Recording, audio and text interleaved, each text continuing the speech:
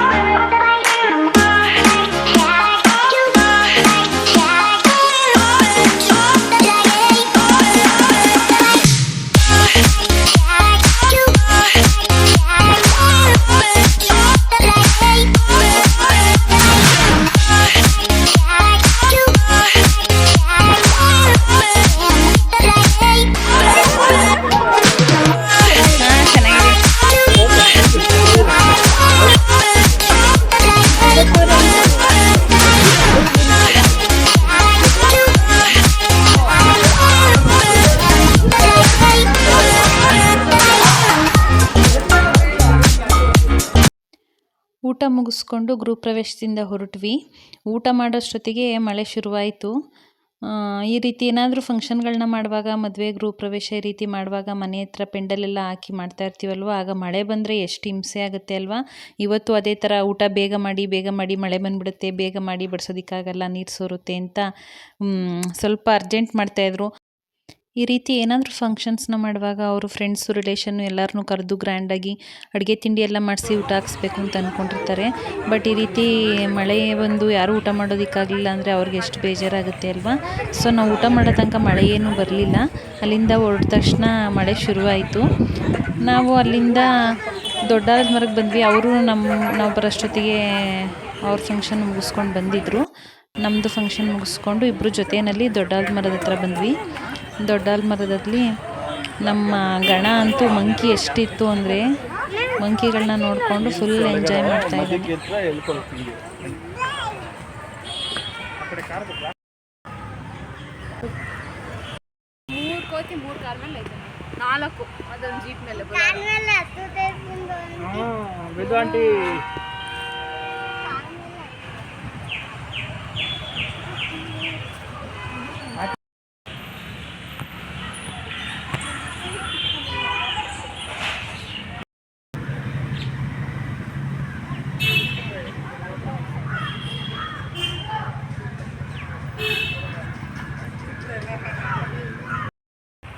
ನಾಲ್ಕು ಕೋತಿಗೆ ಒಂದೇ ಕಾರ್ ಮೇಲೆ ಕೂತ್ಕೊಬಿಟ್ಟವೆ.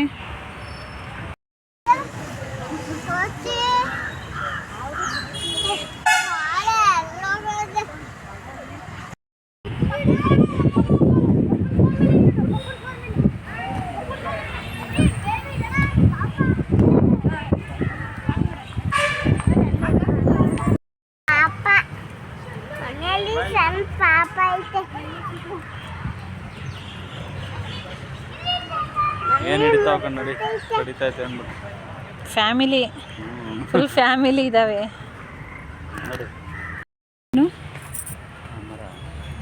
ಯಾವುದು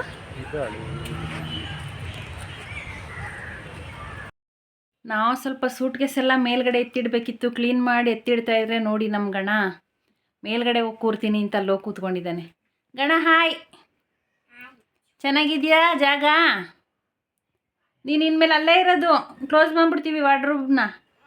ಹಂಗೆ ಕ್ಲೋಸ್ ಮಾಡಿಬಿಡ್ತೀವಿ. ಹಂಗೆ ಒಳಗಡೆನೇ ಇರು. ಚೆನ್ನಾಗೈತೆ ಅಲ್ವಾ ಜಾಗ?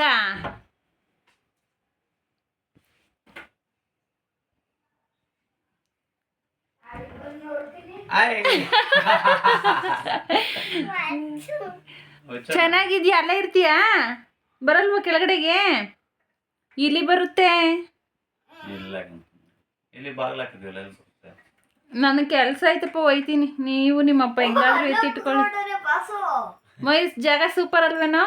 ನಿನ್ ತೀಟನೆ ಮಾಡಂಗಿಲ್ಲ, ಅವ್ನು ಅಲ್ಲೇ ಇರಲಿ. ಊಟ ತಿಂಡಿ ಹಣ್ಣು ಎಲ್ಲ ಅಲ್ಲಿಗೆ ಕೊಡ್ತೀನಿ. ಫೋನ್ ಕೊಡಲ್ಲ, ಊಟ ತಿಂಡಿ ಹಣ್ಣು ಕೊಡ್ತೀನಿ. ಇಡ ಅಲ್ಲೇ ಇರೋ, ನಿಮ್ಮ ಮನೆ ಅದು. ಗಣ ನಿಮ್ಮ ಮನೆ ಅದು. ಅಲ್ಲೇ ಇರ. ತಲೆ ಹೊಡ್ಸ್ಕೊತೀಯ ಚಿನಿ? ಆಗ್ಲಿಲ್ವಾ ನಿನ್ಗೆ ಮೇಲೆ? ಆಗ್ಲಿಲ್ವಾ? ಗುಳಿ ನೀನು.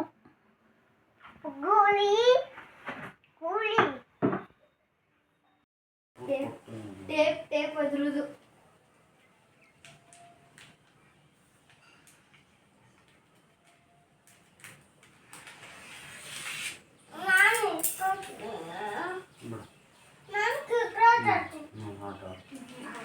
ಬಿಚ್ಬೇಡ, ಅದು ಹೊಡೆದ್ಬಿಡ್ತೀನಿ.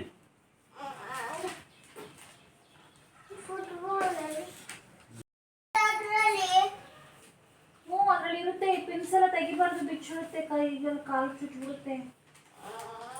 ಅಪ್ಪ ಹೊಡಿವಾಗ ಹಾಕೊಂಡು ಹೊಡಿತಾರೆ ಶ್ವೇತಾ.